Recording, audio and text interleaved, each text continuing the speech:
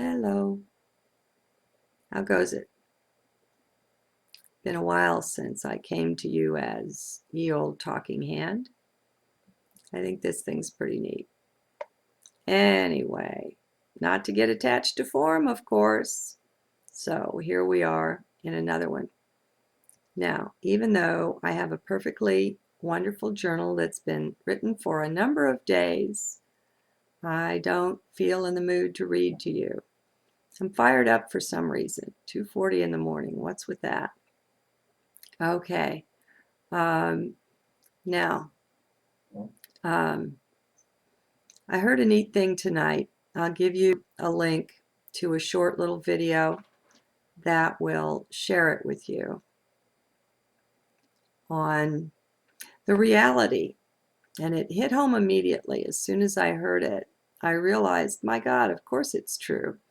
Why haven't I been saying that? I mean, I know it, but I haven't just come out and said it the way Mooji did. And that is the programming that we receive and that we feel so intimidated by and weighted and burdened and all of that with this programming that started, before we were born because our parents were programmed and our whole lineage has been and all of that and all of the training and the schooling and yada, yada, yada. Okay, so it's a bummer. We have all these subconscious beliefs kind of running our life, ruling our life, and we don't even know what they are. We didn't choose them. They got chosen for us and put in there, and we can sometimes get a bit of an attitude on us about this stuff, huh?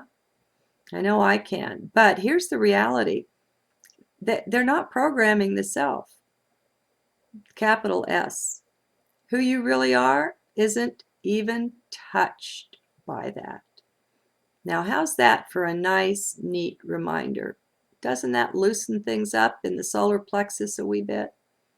That programming never even touched you, who and what you are.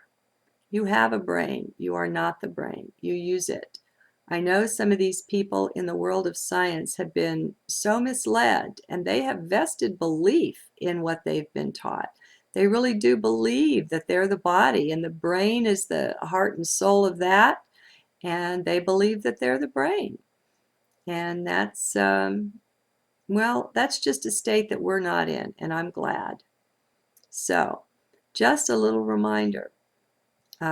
You're not the body, you're not the mind, you're not the brain, you're not anything in 3D. Not anything that can even be touched. You're invincible. I mean, in addition to being eternal and infinite. How's that? Hey, link up with the right team, the one called Source, and life's pretty good. And this is in addition to the joy and the love and all of that hums quietly in the background at all times. Even when you're getting your nose punched, it's there. It's kind of funny. You've seen, now and then you'll see someone laughing and crying at the same time at a satsang or something. And it's just so beautiful. Life is so beautiful. And I have an idea for you. I might have shared this before, but let me say it again.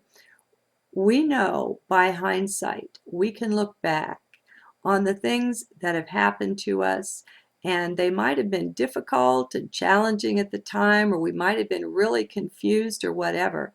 But with hindsight and maybe a few years distance from them, we look back and we see the growth and the gain, and we see the blessing that was had there. Well, all we have to do is translate that to the present. All right? I say that everything brings blessing, barring nothing, including the punch in the nose, the divorce, whatever it is. As long as we're doing our best, trying with all our heart, whatever happens is great. And so, why not open new eyes that are able to see? Why not translate this knowledge? Well, if everything, as I look at it, that's in the past turned out to be for blessing, Doesn't it follow, my friends, that everything that's happening to me now is for blessing? And if I know that, I can begin to see it. It begins to unravel itself and reveal itself to me.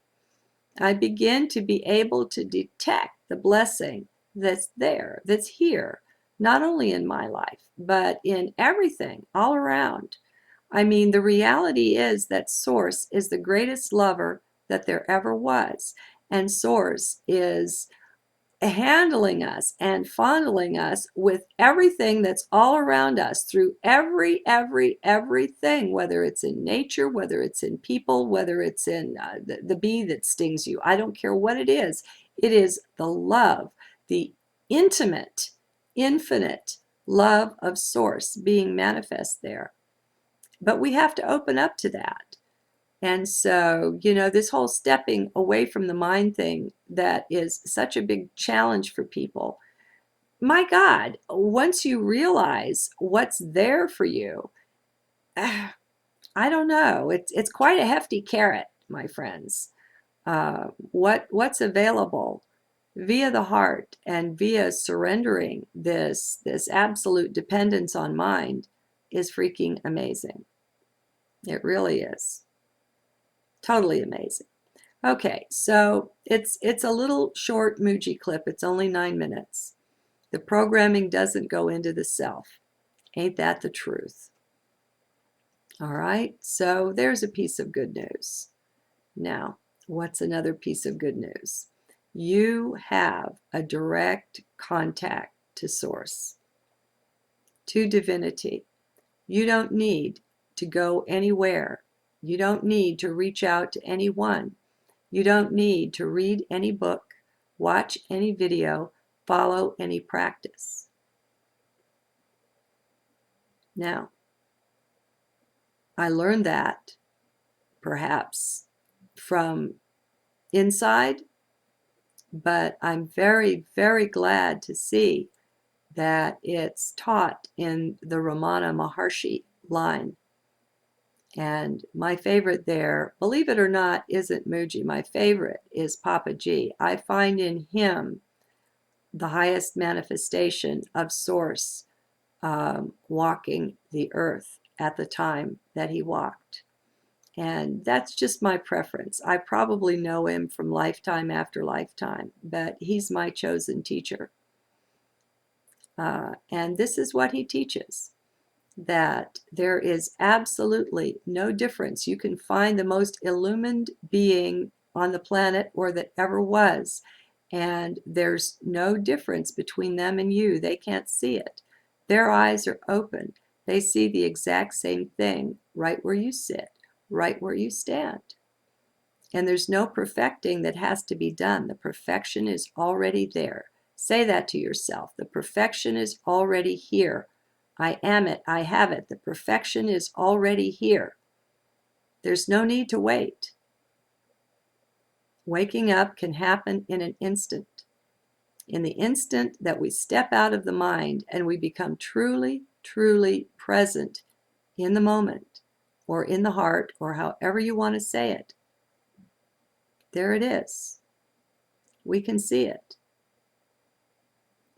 It's not even anything that has to be polished, like a gem that needs to be dusted and polished. The perfection itself, well, now let me think about that. The perfection itself is there. It's beautiful. It's complete. It's whole. And it's in each and every last one of us. We sing a different song, so we're not going to see our song exactly mimicked or reflected in someone else. They're going to be singing a harmony to it, something different. And so you can't get a total 100% reflection of yourself in another because you're the only you.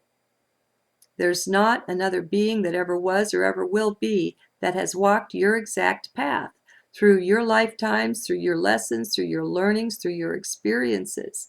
You're you, and it's perfect. It's absolutely perfect. The things that may seem like your terrible faults and shortcomings, how is it said? I've heard it said, that's God's socks. You've just got them on inside out. Okay? So much of it is just a failure to see properly. If we're seeing through the eyes that are in the head, that's not cutting it. That's not getting it. You know, we'll never see purely and truly that way. It's eyes of heart, and it's knowing that everything is made of and built on love and resting in that, knowing that we're surrounded by that and we don't have to perform. There's no hoops we have to jump through, you know.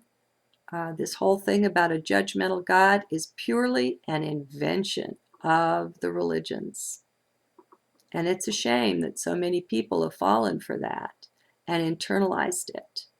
You know, judgment is something we have very much internalized. It was part of our upbringing, part of our childhood, part of our schooling. Are you good enough? No, you're never quite good enough, you know? And so you have to be judged and graded. Well, that's not real. That's not real. Perfection itself stands where you stand, sits where you sit. Are you open to it? Can you see it? Are your baby blues open? The right ones, the internal ones. All right. I don't really know why I'm here. I don't know what I have to say. Maybe this is it, you know, and maybe that's enough. I know some people like shorter videos, so I'll tell you what.